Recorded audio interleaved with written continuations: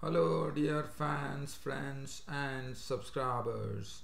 Welcome to the daily cricket show, Cricket Happenings. Just pardon me, I definitely have a sore throat today, but yes, as I said, cricket has always been a passion for me. I like talking on that, and especially today, if I don't talk, that is, so to me, I'm not making any justice. And the reason I say that is because the final T20 match that happened today between India and England was something which I had told you that there'll be a lot of runs would be cascading. Yes, runs were definitely cascading, no doubt about it. But nobody, probably not even in the dreams, after looking at the performance that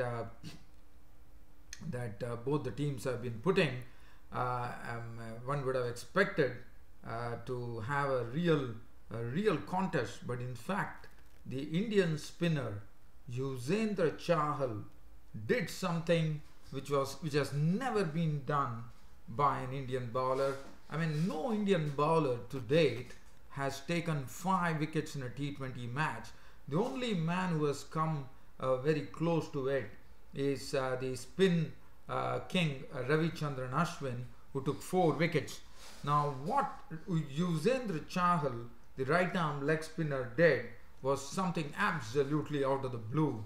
And to take, there have been instances where 6 wickets have been taken, and it has been done by only one bowler before Yuvzendra Chahal, and that was the carom ball bowler from Sri Lanka, the Ajanta Mendes, who did it twice. He has taken 6 wickets in a T20 match twice, and now Yuvzendra Chahal of India, the right arm leg spinner, has joined him as the second bowler in T20 cricket history to register a 6 wicket bag.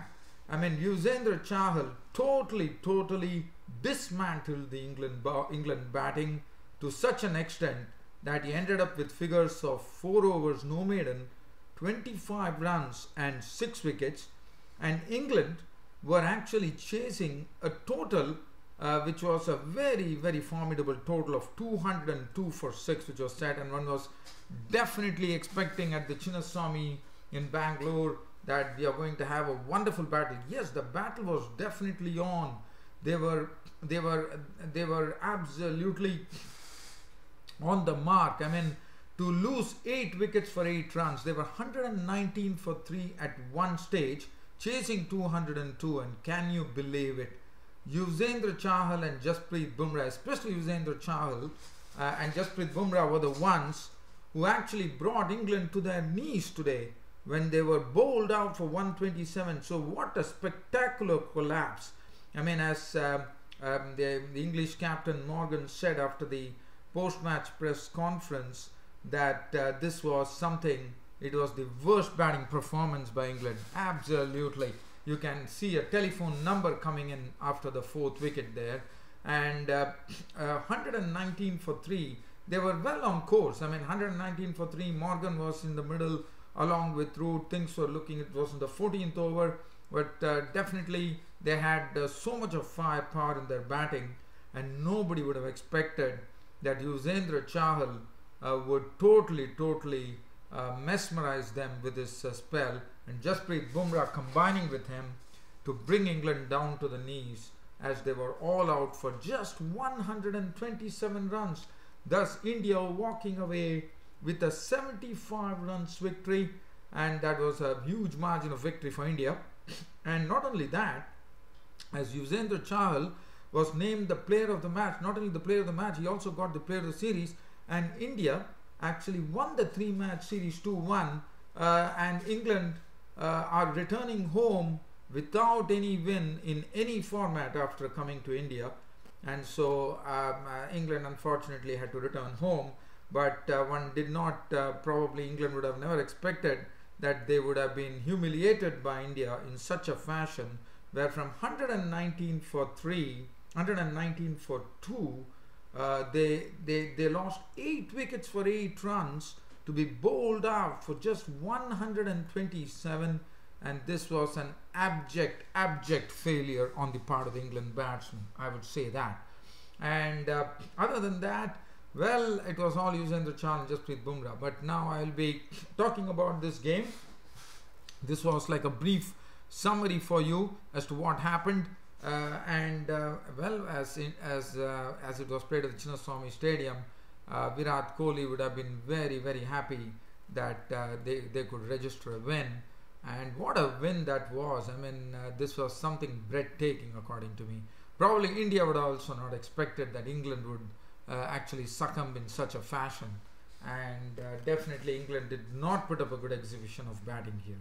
Now let's have, before we go there, I would like to also, we'll also be talking about another game that happened, and that was between Sri Lanka and South Africa, where South Africa once again taking the lead in the series. They are leading it 2-0 as they won the match by a big margin. They raised a huge score on the board of 307 for 6, which was driven by Du Plessis scoring 105 and David Miller towards the end smacking 117, not out 117. And Sri Lanka were not equal to the challenge at all. They were all out for 186, and there was no major contribution. Everyone got a bit of a start, but nobody was able to go on, and South Africa took a 2-0 lead, 2-0 lead in the ODI series with 3 more to go. So that is something. But the first thing that I'm going to look at is the match between India and England, which was a real beauty. And as I said, the unpredictable happened, I would say. So, but definitely one thing happened was that runs cascaded. India definitely really took full toll. It was, I would say, it was a very good toss to win for England actually, but England decided that they would insert India in first. And let's look at what happened.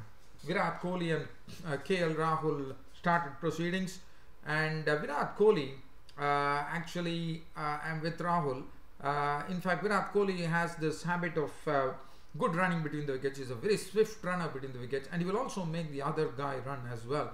And so here what happened was Kohli actually dropped the ball onto his feet, just played it just in front of him and called Rahul for a single, but Rahul did not respond. It was rightly so, because it was the best bowler from England, Chris Jordan, actually swooping onto the ball, and he was the one who actually ran out Virat Kohli, and Virat Kohli was absolutely miffed. In fact, he was having a real stare at Rahul, but Virat Kohli had to go run out for 2, and England could not have got a better start. And after that, Suresh Raina came in and joined KL Rahul. KL Rahul then opened up by hitting 2 4s and a 6, and that was the time it was Ben Stokes was the one who was actually doing the bowling, and Ben Stokes actually clean bowled KL Rahul for 22. Probably there was a feeling that it was a no ball. Whether the umpire overlooked it, one does not know.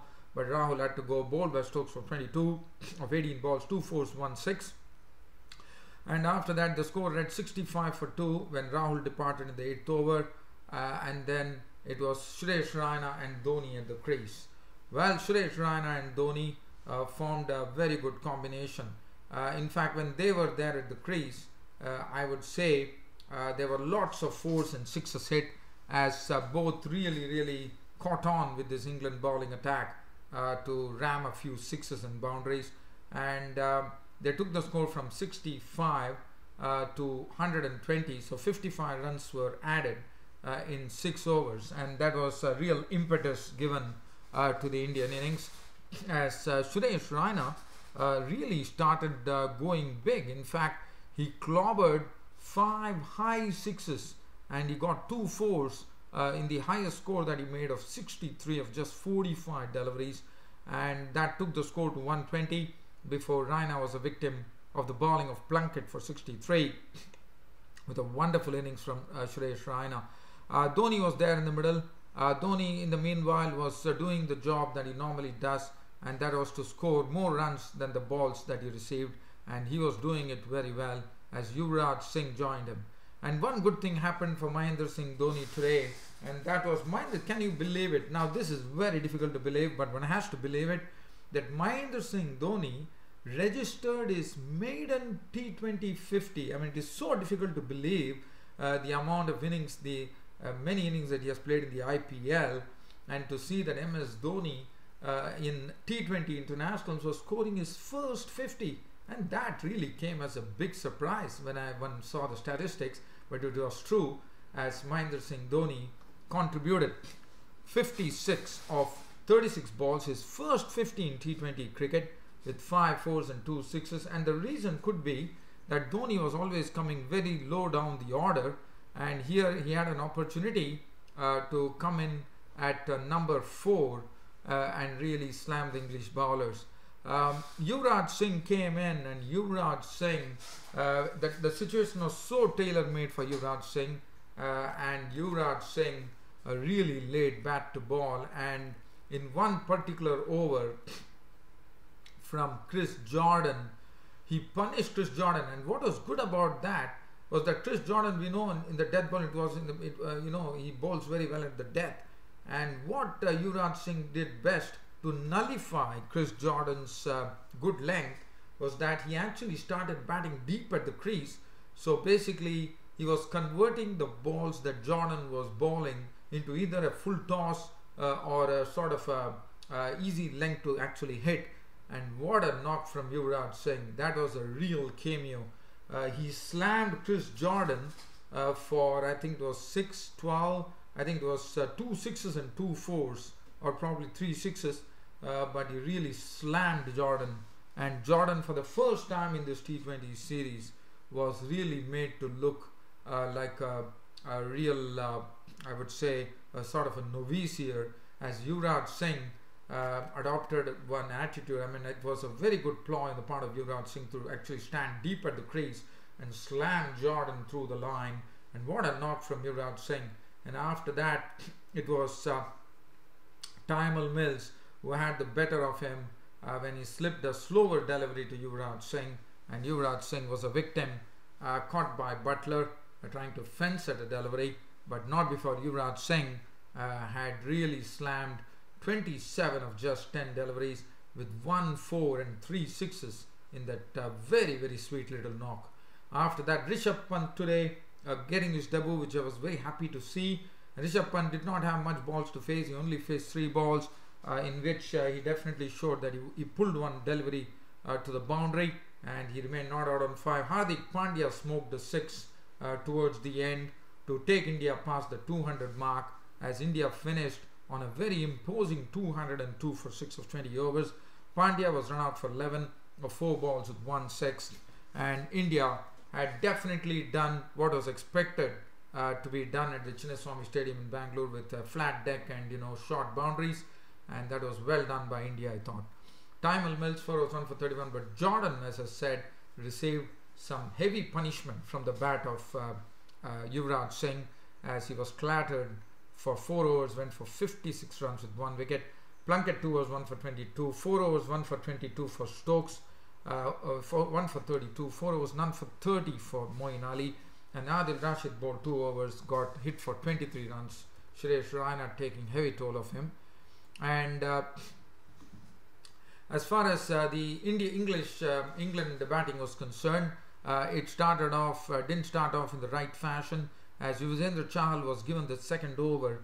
The right-arm leggy was given the second over by Virat Kohli, and he responded for the captain by getting the wicket of Sam Billings early. Sam Billings was dismissed for naught. After that, Jason Roy caught on with things as he slammed a 6, and at the other end, Joe Root was also looking good, as Jason Roy and Joe Root took the score on to 55, with Roy doing the bulk of the scoring there. But then Amit Mishra picked up his wicket for 32 of 23 deliveries, 4 fours and 1 6. And then Joe Root and Morgan came in, and Morgan did not waste any time to really settle in, and he really started going at the Indian bowling as he started depositing 6s at will.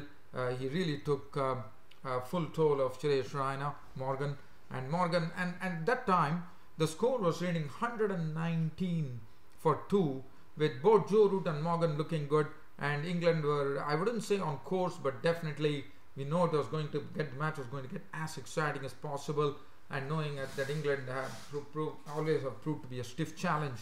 But at 119 for 2, suddenly things started happening for India, and that was the one wicket which started the slide in such a manner that it was like a sort of a real slider, I would say, as first Chahal came in and actually got the wicket of Morgan for 40 of 21 deliveries, 2 fours and 3 sixes, and after that the wicket started, I mean, as I said, after that from 119 for 2, this England innings slumped to 127 all out, with Joe Root, Chahal coming in and getting Joe Root LBW for 42 of 37 deliveries with 4 fours and 2 sixes, and then so much of batting was there, and one was really wondering as to what was happening.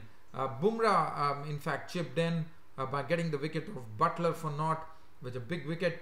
Ben Stokes hit a boundary, but again Chahal had the better of him. He was gone for 6. Moeen Ali was a victim of Chahal for 2. Plunkett's stumps were uprooted by Bumrah for naught.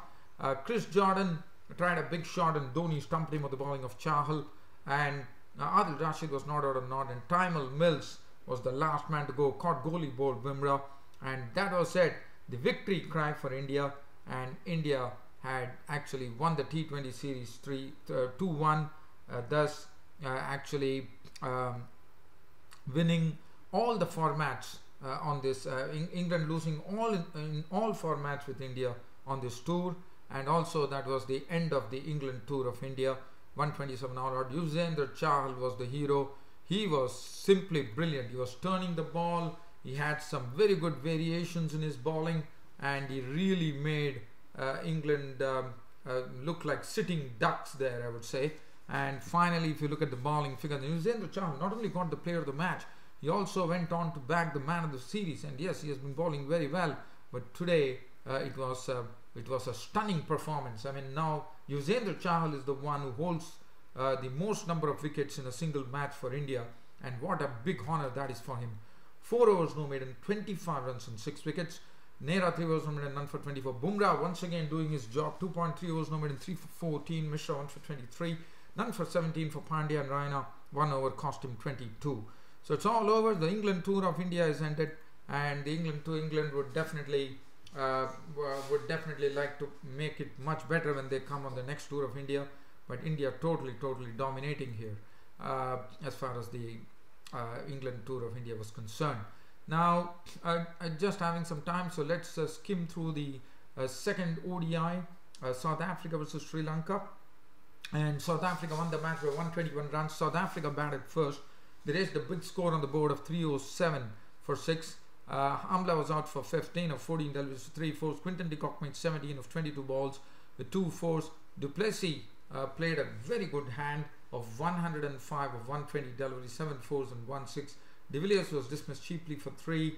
Duminy went for 11. David Miller was there till the end to pilot South Africa to 307 for 6 with a hard-hitting knock of unbeaten 117 of just 98 deliveries with 3 fours and 6 wonderful sixes being hit. Morris gave him company, 26 of 35 deliveries and 307 for 6. The bowling, Kulashekara got the maximum tap from the South African batsman. His 10 overs cost him 76 with 1 wicket. Lakmal 2 for 54 also got a bit of a clatter. Dhananjay De Silva 8 overs 1 for 42. De Silva, Chaturanga De Silva 4 overs none for 23.